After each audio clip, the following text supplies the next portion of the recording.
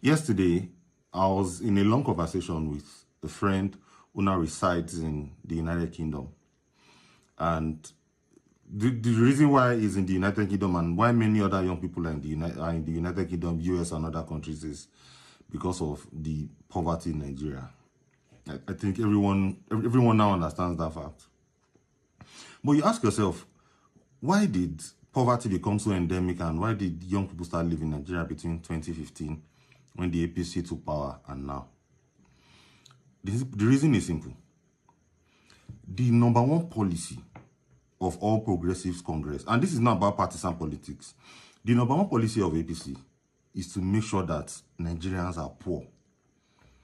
Poverty is APC's unspoken and primary policy.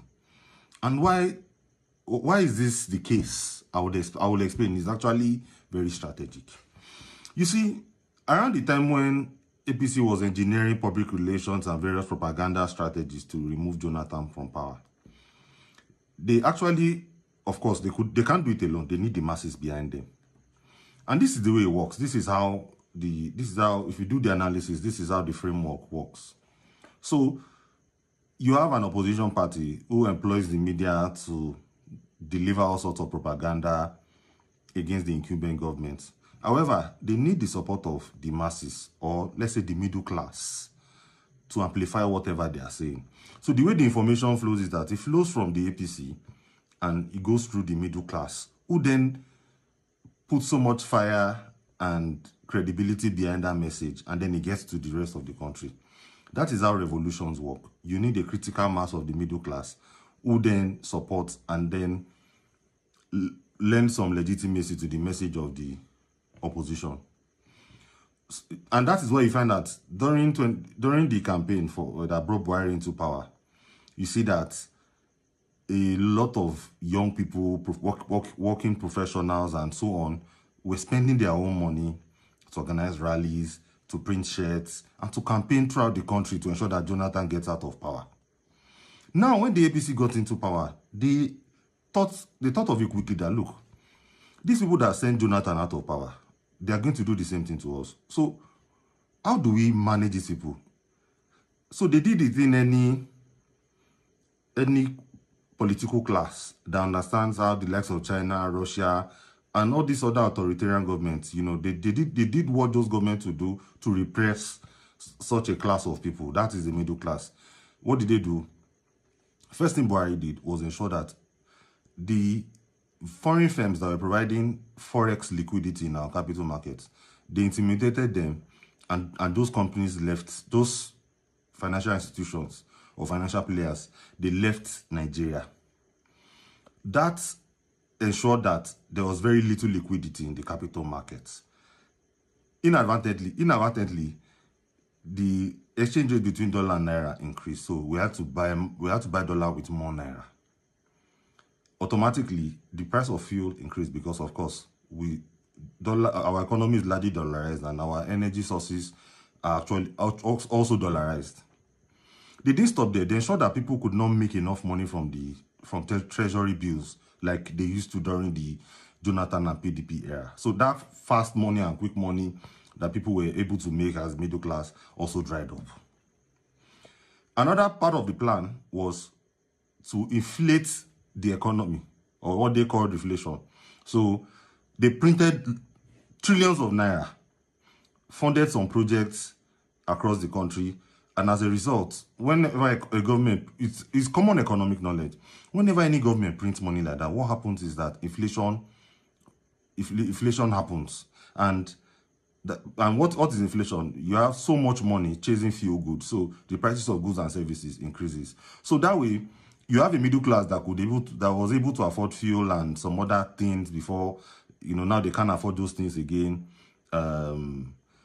Prices of goods and services has gone up, and these people realize that, look, at this rate, many of us will not be able to give our children the life that we ought to give them, and that they also discovered that their future will definitely not be better than their past. So they started living Nigeria in droves. So the point here is, another point I must quickly restate is that you ask yourself, why did the APC close the borders? We're getting food and all of that through the borders.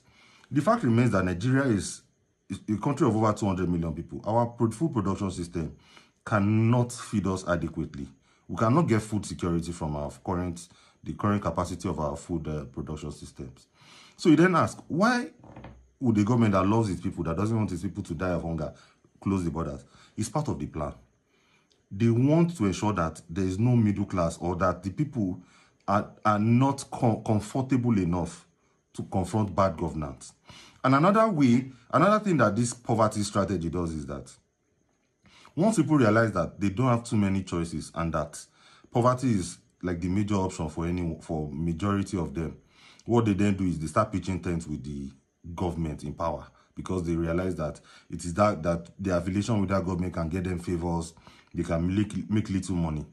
So the entire strategy is that people should not be able to make a lot of wealth outside their relationship with government. That is a strategy that many authoritarian governments employ. China, think of China, think of Russia. In China, for instance, you can't do a lot of great things outside the node of the Chinese Communist parties, the CCP. You know, in Russia too, if you're a billionaire, you have to bow at the table. You know, you have to bow at the feet of Vladimir Putin. So it's the same thing in Nigeria. You know, Nigeria is taking from that script. The entire idea is keep Nigerians poor enough so that they can't have time to organize and think outside basic survival. Keep them poor enough that majority of them, including the elite amongst them, don't have any other choice than to support our party. That is the party in power, APC. You know, so that is APC strategy. Because why are they locking borders? Why are they keeping people poor? And why is it that almost every decision they are making further squeezes or shrinks Nigerians, you know, into a corner? You ask yourself that question.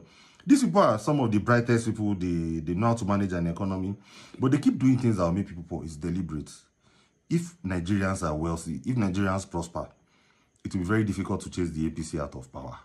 And that's the truth of this matter. We can have an entire day discussion on this matter, and you would see that the primary objective of the APC to retain power is to ensure that Nigerians are poor. Do with that whatever you may, but that is just the facts. Thank you.